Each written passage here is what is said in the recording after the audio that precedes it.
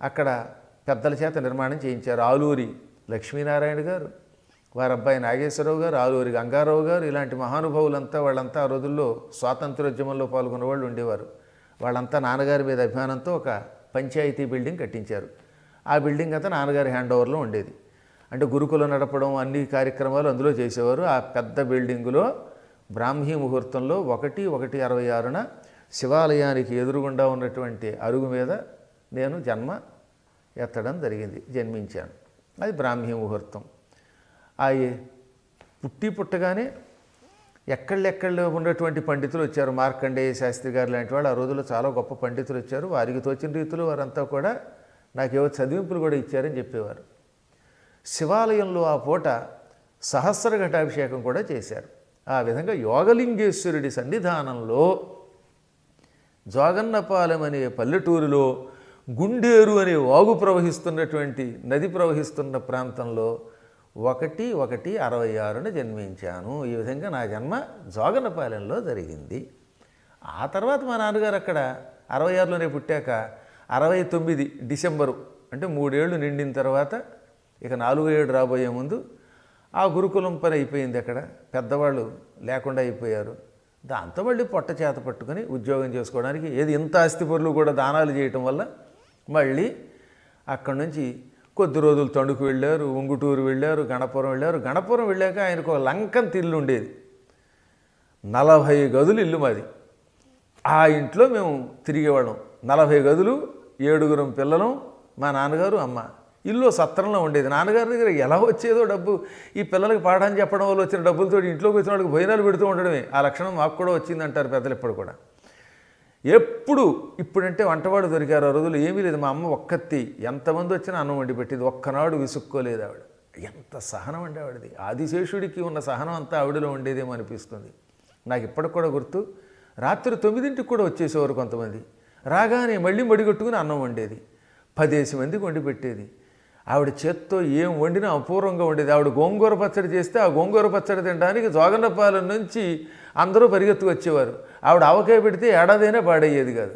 వాళ్ళు మహాత్ములు. అంటే ఇవాళ అన్ని సౌకర్యాలు ఉన్న రోజుల్లో కూడా అన్నదానం చేయలేకపోతున్నారు. ఆ రోజుల్లో ఎలా పెట్టారంటే అలా పెట్టారు ఆ మహాత్ములు.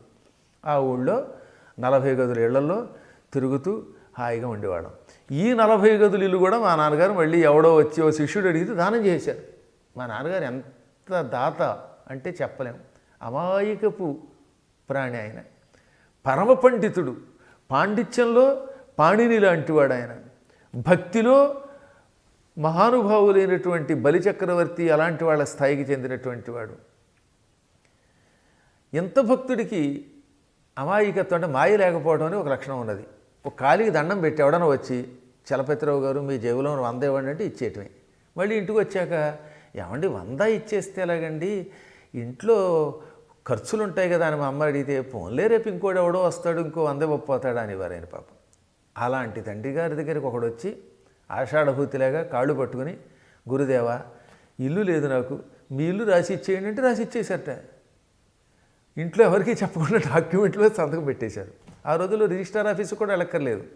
డాక్యుమెంట్లో ఇక్కడ సంతకం పెడితే ఇక్కడ చెల్లేవి. ఆ రకంగా ఇల్లు ఇచ్చేస్తే మళ్ళీ అద్దెంట్లోకి వచ్చాం. సరే ఆయన పుణ్యం ఉన్నది, పరమదాత గనక ఆ మహానుభావుడి యొక్క దాతృత్వం, ఆయన భక్తి, ఆయన పాండిత్యం మమ్మల్ని అందరినీ మళ్ళీ ఉన్నత స్థాయికి తీసుకెళ్ళాయి. క్లుప్తంగా జోగనపాలెంలో నేను పుట్టడం, అక్కడి నుంచి ఎన్నో ప్రాంతాలకు వెళ్ళడం, ఈ విశేషాలు చెప్పాను. ఇంకా చదువు అంటారా ఎక్కువ భాగం నేను ఎరిగినంత వరకు గణపురంలో జరిగింది.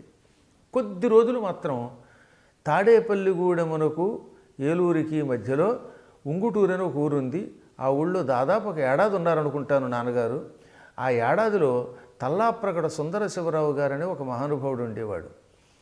ఆయనకి నాన్నగారంటే అభిమానం. నాన్నగారి దగ్గర సంస్కృతం చదువుకున్నారు. నాన్నగారు ఆయనకి మనుచరిత్ర చెప్పారు. ఆ సమయంలో మా నాన్నగారు అల్లసాని పెద్దన రచించిన సారోచిష మనుసంభవాన్ని హిందీలోకి అనువాదం చేశారు. హిందీ కవిత్వంగా హిందీలో పద్యాల రూపంలో అనువాదం చేసి వినిపిస్తూ ఉండేవారు. అద్భుతంగా ఉండేది ఆ హిందీ అనువాదం అనమాట.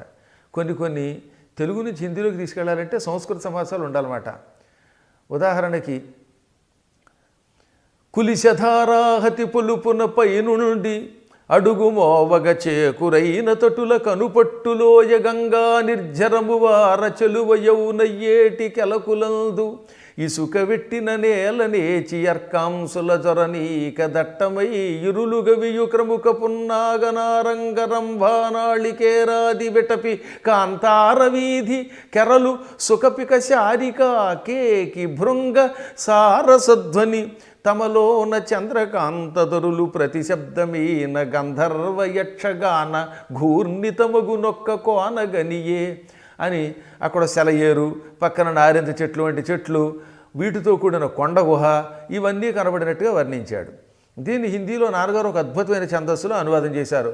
హరాభర కేదారు రక్తోత్పలుంక మధుహాసు ఆసుపాసు సువాసు బిఖేరు రహ చెబిమాను తీరుపర్రు వకుళ్ళ అశోకపోగ పున్నాకు రసాలు రంభ నాళికేర నారంగొంక మహోద్యాను బీత్సు మరకతమడి లక్ష వల్లరియా చెడి ద్రాక్షామడి లక్ష లక్ష ఫల్ల గుచ్చ లంబమాన్ అంటూ అద్భుతంగా హిందీలో అనువాదం చేశారు. ఈ హిందీ అనువాదానికి ఆ రోజుల్లో 2500 రూపాయలతో అవార్డు ఇచ్చారు. ఒకనొకప్పుడు రోజుల్లో ఏది రూపాయి పెడితే బస్తా బియ్యం వచ్చే రోజుల్లో అంత చక్కగా అనువాదం చేసేవారట ఆయన.